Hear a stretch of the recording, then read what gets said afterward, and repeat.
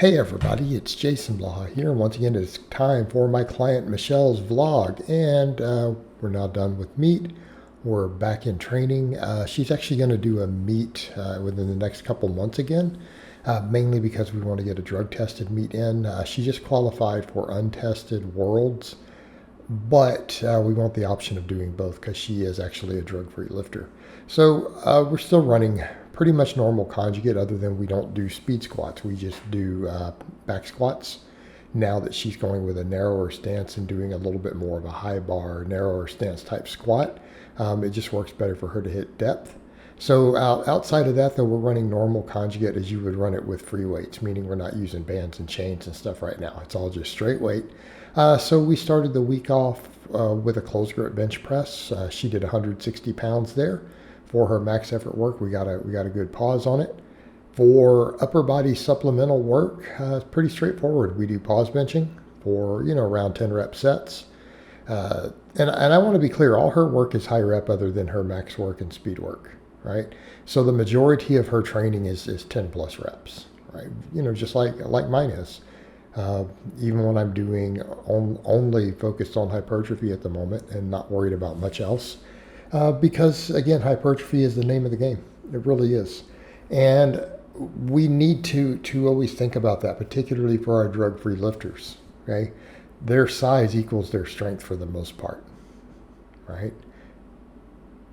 So we don't have anything else to bridge the gap other than the lifting.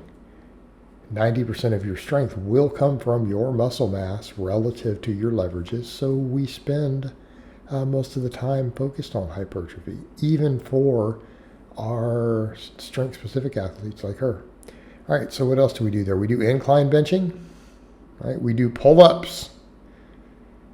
People are like, this looks a lot like the stuff you do. I know. Well, the thing is, this is what I have her do for a long time. I've only recently rotated back over to these. So again, oftentimes my own training then starts looking like some of my clients again, because these are things I do with clients. It's not the other way around. So I want to be clear there. So some people who might see this vlog might say, man, her supplemental looks look very, very similar to all yours. Yeah, but she's been doing this rotation longer. It's just coincidentally, I happen to be doing these same things at the moment because it's an effective combination, other than I do curls and stuff too.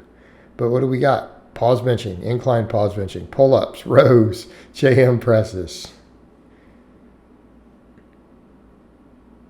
It's no coincidence that these are very effective exercises. In fact, it's a good combination. Okay. Of course, I do pullovers and curls and stuff too. But you can tell she's in a good mood. Smiling a lot in this vlog, smiling in her footage. Again, we got a good set of rows here. That was a JM press PR. She's doing 95 pounds on those. So again, tricep strength on point. Tricep strength is on point. Rows are nice and strong. You guys notice what she's got on the bar there, right? Again, row strength is good. We're happy with that. All right, deficit deadlift. Look at the size of that deficit. It's like a 3-inch deficit, right?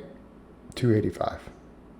Look at that. Look at that smile. She knew she nailed it. She's just like, yep, I got that. I'll be happy.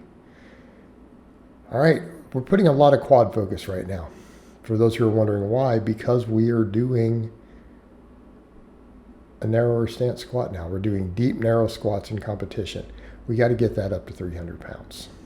Okay, quads. She's down a weight class.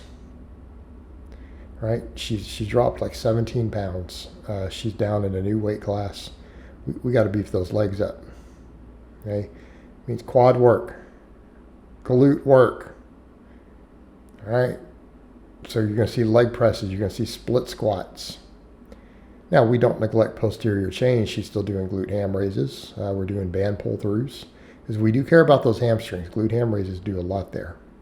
But keep in mind, we got our speed pull rotation and stuff also. All right, so leg press. You can see her do her dumbbell split squats. Again, I like isolateral leg work like this. I think it brings a lot to the table. You know, in her case, because she likes lots and lots of volume, I keep her on conjugate type stuff, and we don't do a lot of back squatting or deadlifts for the volume, just because of the amount of volume she seems to prefer and be happy with in the gym.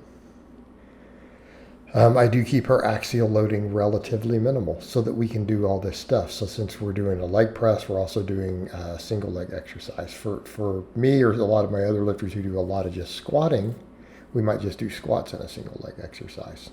Back, I have found that to be a very effective combination in the past when I've had my biggest squats. Works real well. I think it's a great way to train. How many Olympic lifters out there train like that? They'll do their back squats. They might not even always front squat. Back squats, Bulgarian split squats. In her case, we're doing split squats with dumbbells, which I think works great too. Trying to get as much depth as possible on those. She's on a nice high box back there. All right. Then we have our glute ham raises. She, of course, does these weighted now. Again, one of my favorite hamstring builders. It's up there. I would argue combine this with an RDL and you will have ridiculous hamstrings. In her case, though, we're doing speed pulls because it's more sport specific for her. But yeah, glute ham raise is definitely up there. And I wish more people had access to this tool. Then, of course, she does her band pull-throughs, which help her with her weakest link on her deadlift, which is those lockouts. And if you look at what's happening with the biomechanics, it should make sense. You can see why. All right. Helps you lock those hips forward. In addition to getting blood flow and everything to the lower back posterior chain, if you don't have a reverse hyper, this can help build blood flow through the volume to the lower back in a way that's easy to recover from. But again, very helpful tool for those who are weak on deadlift lockouts. Instead of stuff like rack pulls and all that nonsense, look right there. Getting all the benefits of that without loading 800 pounds on your spine. All right. Then we finish the week up with our speed days. So we do speed bench. She does 3 sets wide, medium, and close, and then we do pretty much the same accessory work, barring the other flat benching on that upper day. All right, lower days we do a bunch of doubles on back squats, like 8 doubles. Then we do speed pulls, right? And then we do all of the other accessory work. She didn't send me any ab footage this week, so I didn't include any, and that's okay. We don't always have to have that. You guys have seen a very wide variety of it. There's your speed pulls. And then after that, it's just hypertrophy work for the lower body. Leg presses, split squats, glute ham raises, all that jazz. All right, guys, but that's really all I have to say on that today. I hope it's been informative, and I'll talk to you guys next time.